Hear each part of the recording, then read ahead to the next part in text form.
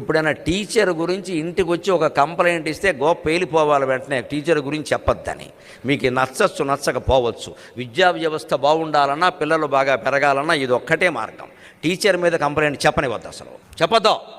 నోరు మూసుకొని చదువుకో అంతే. ఎవరో భయంకరంగా కొట్టేసే టీచర్లు ఉంటే వేరే విషయం అండి. అది మనం వెళ్తాం, సర్లేరా నేను చూస్తానులే చెప్పి మనం వెళ్ళి అడగాలి. వీళ్ళని తీసుకుని వెళ్ళి అడగకూడదు. వీళ్ళ ముందు టీచర్ని నిలబెట్టి మాట్లాడకూడదు. వీళ్ళు జరుగుతున్న భయంకరమైన వ్యవస్థ ఎలా ఉందంటే, శుభ్రంగా తల్లో తండ్రో వెళ్ళిపోయి అక్కడికి వెళ్ళిపోయి ప్రిన్సిపాల్ని నిలబెట్టడం, టీచర్ని పిలవండి, కొట్టడానిక డబ్బులు కట్టాం. ఇలా మా నాన్న మా అమ్మ మాట్లాడకపోవడం వల్ల ఇవాళ ఇన్ని వేల మంది ముందు నేను మాట్లాడగలుగుతున్నాను. నమస్కారం మీకు అందరికీ, నమస్కారం. 6వ తరగతిలో మా మాస్టర్ ఒక ఆయన నన్ను కొడితే ఇంటికి వెళ్ళి చెబితే ఏ చెంప మీద కొట్టాడని మా నాన్నగారిని అడిగి 2వ చెంప ఆయన బగల కొట్టాడు. ఇంటికి వచ్చి చెబుతున్నావా అని.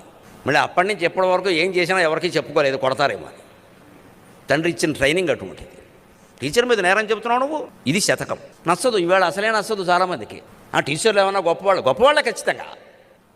మనం వీడికి నేర్పాలంటే పిల్లాడికి ఖచ్చితంగా. మన పిల్లడదే తప్పది. ఆచార్యునికి ఎదిరింపకు, టీచర్కి ఎదురు చెప్పద్దు, లేకపోతే వ్యవస్థ నడవదండి.